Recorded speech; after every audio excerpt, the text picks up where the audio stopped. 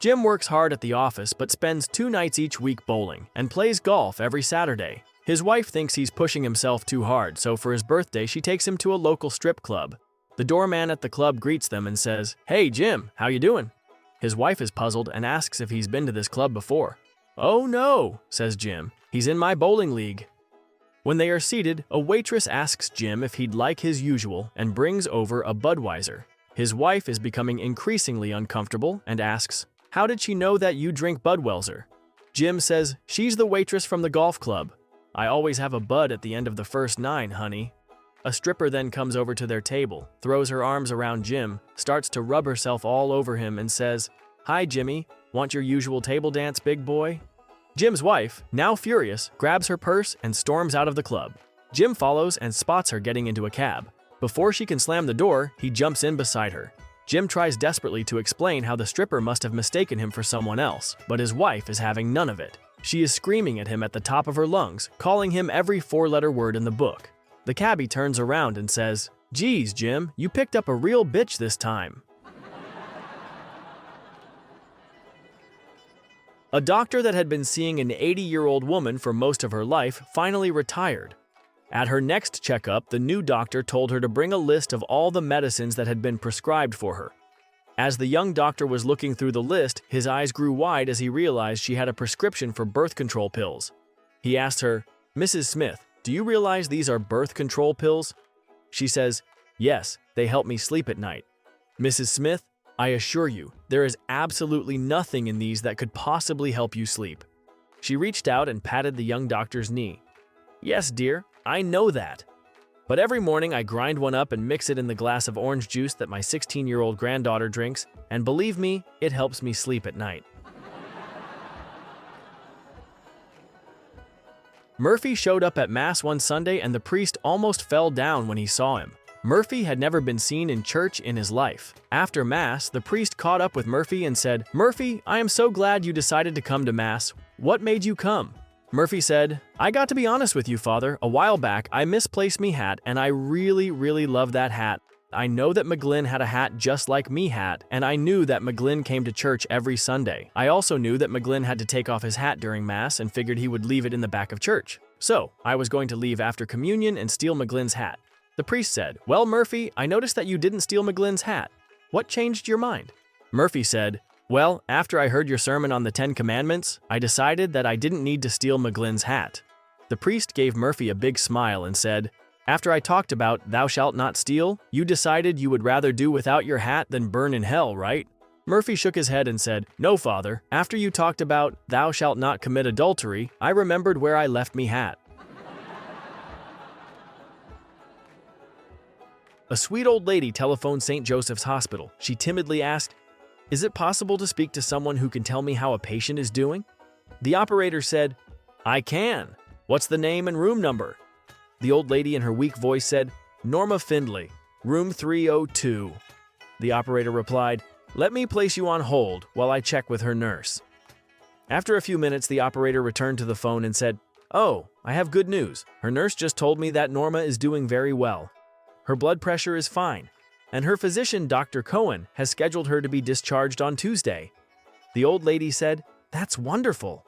I was so worried. Thank you." The operator replied, "You're more than welcome. Is Norma your daughter?" The grandmother said, "No, I'm Norma Findlay in room 302. No one is telling me shit." An 85-year-old man was requested by his doctor for a fertility test as part of his physical exam. The doctor gave the man a jar and said, "Take this jar home and bring back a semen sample tomorrow." The next day, the 85-year-old man reappeared at the doctor's office and gave him the jar, which was as clean and empty as on the previous day. The doctor asked, "What happened?" The man explained, "Well, doc, it's like this. First I tried with my right hand, but nothing. Then I tried with my left hand, but still nothing. Then I asked my wife for help. She tried with her right hand, then with her left, still nothing. She tried with her mouth, first with the teeth in, then with her teeth out, still nothing. We even called up Arlene, the lady next door, and she tried too, first with both hands, then an armpit, and she even tried squeezing it between her knees, but still nothing." The doctor was shocked. "You asked your neighbor?" The old man replied, "Yep, none of us could get the jar open."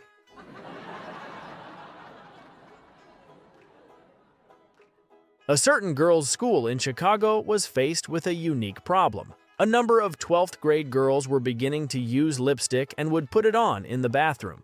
Applying and wearing the lipstick was fine, but after they put on their lipstick, they would press their lips to the mirror, leaving dozens of little lip prints. Every night, the maintenance man would remove them, and the next day, the girls would put them back. Finally, the principal decided that something had to be done. She called all the girls to the bathroom and met them there with the maintenance man. She explained that all these lip prints were causing a major problem for the custodian, who had to clean the mirrors every night. To demonstrate how difficult it had been to clean the mirrors, she asked the maintenance man to show the girls how much effort was required. He took out a dirty mop, dipped it in the toilet, and cleaned the mirror with it. Since then, there have been no lip prints on the mirror.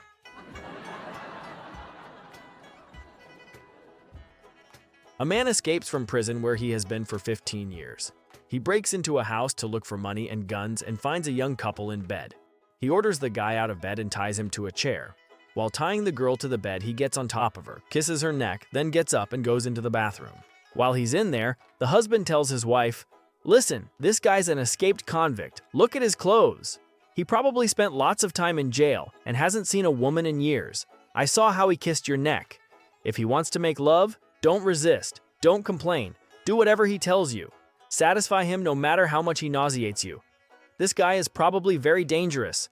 If he gets angry, he'll kill us. Be strong, honey. I love you." To which his wife responds, "He wasn't kissing my neck. He was whispering in my ear. He told me he thought you were cute and asked me if we had any Vaseline. I told him it was in the bathroom. Be strong, honey. I love you too."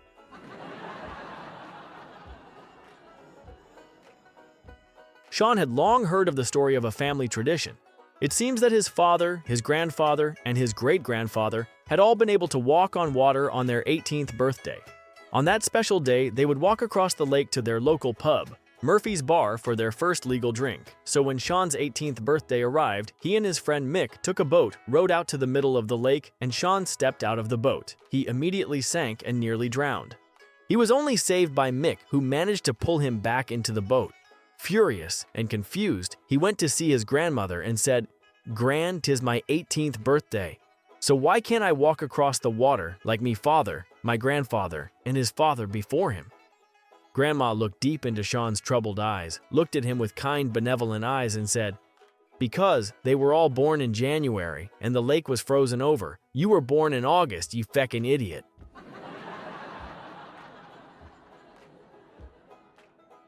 Dave is getting older, and his kids decided to put him in an assisted living facility. Dave at first was reluctant to go there. His wife had died several years earlier, but when his children showed him around the place, he found out that there were 10 women for every man living there.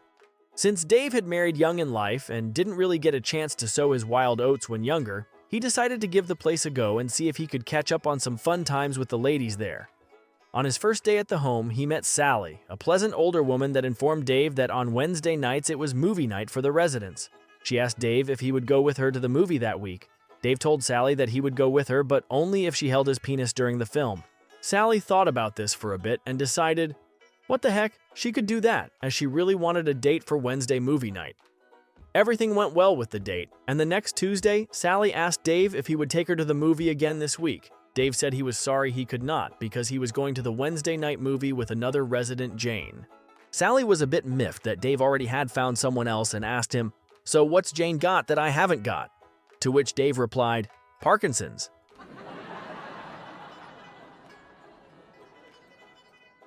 Billy Bob wanted a job as a signalman on the railways. He was told to meet the inspector at the signal box. The inspector asked, "What would you do if you realized that 2 trains were heading for each other on the same track?" Billy Bob replied, "I would switch the points for one of the trains." "What if the lever broke?" asked the inspector. "Then I'd dash down out of the signal box," said Billy Bob, "and I'd use the manual lever over there." "What if that had been struck by lightning?" "Then," Billy Bob continued, "I'd run back into the signal box and phone the next signal box. What if the phone was busy?" "Well, in that case," persevered Billy Bob, "I'd rush down out of the box and use the public emergency phone at the level crossing up there." "What if that was vandalized?" "Oh, well then I'd run into town and go get my Uncle Lester." This puzzled the inspector, so he asked, "Why would you do that?" Billy Bob answered, "Well, Uncle Lester ain't never seen a train wreck."